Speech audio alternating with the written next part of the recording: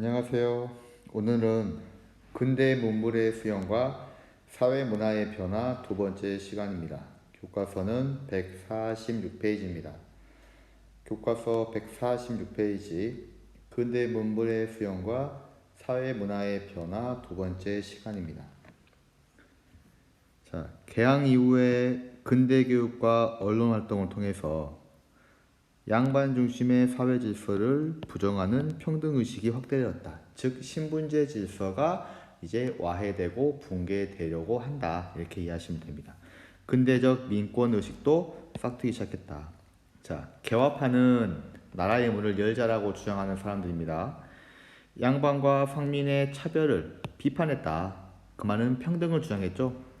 인민평등권을 확립을 내세웠다. 존엄성과 평등을 강조한 동학의 정신은 동학 농민운동에 반영됐다.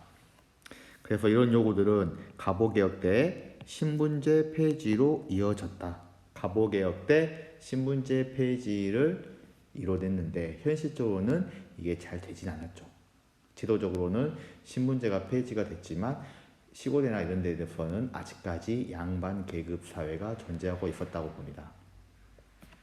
근대적 민권의식은 독립협회의 활동을 빠르게 확산되었습니다. 서재필이 주도한 독립협회에서 민권의식을 향상시켰죠. 천부인권 사상을 앞세웠다. 천부인권 사상.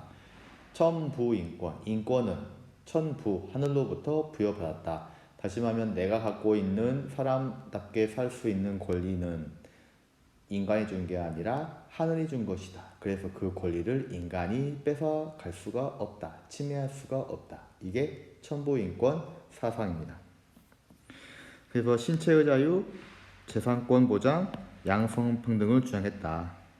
국민주권론 무슨 말이냐? 주권은 누구에게 있다? 국민에게 있다. 그 말은 주권은 황제에게 있다? 아니다. 국민에게 있다. 공화정을 이야기하는 겁니다. 군주제가 아닙니다. 그래서 국민주권론에 따른 참정권, 정치에 참여할 수 있는 권리를 추구했다. 당연히 평등하다고 하니까 계급사회의 평등도 있겠지만 남녀 사이의 평등도 이야기가 나왔겠죠. 그래서 여성의 권리에 대한 인식도 점차 높아졌다. 이런 활동은 애국 계몽 운동으로 이어졌다. 민권의식이 크게 확산되고 시민의 사회 참여도 활발해졌다. 그런데 핵심은 뭐다? 오랫동안 이어져다 보니까 쉽게 사라지지 않았다. 아무리 신분제를 철폐했다고 하더라도 오랜 시간 동안 몸에서 배어나온 그런 계급 사회에 대한 인식과 행동은 쉽게 변화되지 않았다. 자, 인도의 카스트 제도, 계급이 4개가 있습니다. 공식적으로는 법적으로는 인도 사회는 평등한 사회예요. 그런데 아직까지도 그 4계급의 상황이 뉴스 기사를 통해서 알 수 있는 겁니다. 차별은 기본적입니다. 그래서 결혼하더라도 같은 계급끼리 결혼하는 것이 일반화되는 겁니다. 만약에 상위 계급과 결혼하게 됐을 때는 말 그대로 살인사건도 쉽게 일어날 수 있는 곳이 인도입니다. 자, 일제의 침략으로 인해서 우리 사회의 민주적 정치체제 확립과 사회 발전에는 더 큰 어려움이 있었다. 자, 관민공동의 연단에선 백정 출신 박성춘. 자, 관민공동회 이전에 만민공동회가 있었습니다. 자, 만민공동회는 어느 누구든지 와서 하고 싶은 이야기 다 하세요. 이게 만민공동회고, 관민공동회는 뭐냐? 말 그대로 공무원들이 와서 시민들이 백성들이 하는 이야기를 들어보고 우리 이거 한번 바꿔보면 좋겠다라고 하는 것들에 대해서 서로 컨택이 이루어지는 것이 관민공동회입니다. 여기에 누가 나왔냐? 백정. 그 말은 뭐냐? 소, 돼지 잡는 백정 출신의 박성춘이 나와서 이야기하는 내용입니다. 나는 대한의 가장 천한 사람이고 배운 것도 없다. 그러나 충군 애국의 뜻은 대강하고 있다. 나라를 이롭게 하고 국민을 편안하게 하려면 관민이 합심해라. 됐죠? 자, 국학 연구가 활발해졌다. 자, 일제의 침략으로 민족이 위기에 처하자 국사, 국어 등 국학 연구가 활발하게 이루어졌다. 당연히 일본 입장에서는 우리 조선의 말과 언어 그리고 정신을 다 빼앗아가고 일본 것으로 채우려고 무수히 많은 시도를 했겠죠. 그래서 국사, 국어 등 국학 연구가 활발해지기 시작한 겁니다. 단재, 신채호, 박은식 선생님 등은 역사를 통해 민족의식을 고취하고 민중을 계몽하는 데 힘썼습니다. 신채호는 독사실론을 지었다. 독사실론, 민족주의 사학의 연구 방향을 제시했다. 민족주의 사학, 그 말은 우리 민족 중심의 역사서를 저술을 한 겁니다.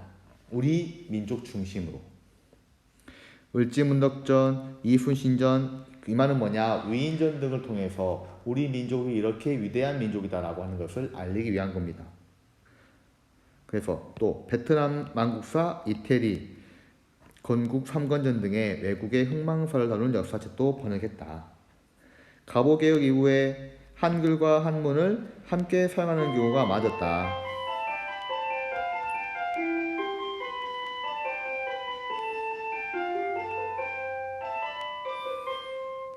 주시경 선생님 등에 의해서 국어의 문법 체제 연구가 활발해지고 정부도 국문연구소를 세웠다. 다시 말하면 우리말 한글에 대해서 연구하고 널리 알리는 데 힘을 썼다.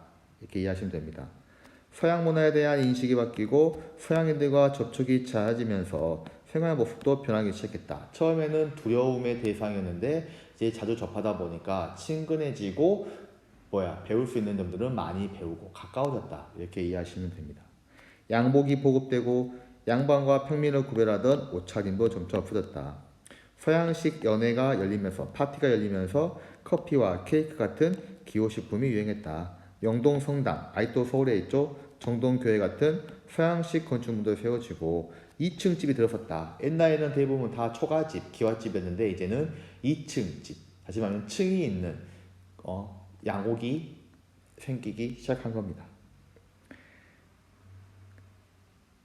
야구, 축구, 테니스 등의 근대식 운동 경기도 보급되었다. 그래서 초기에 서울에 있는 몇몇 학교에서 행해지다가 점차 전국으로 확산되었다.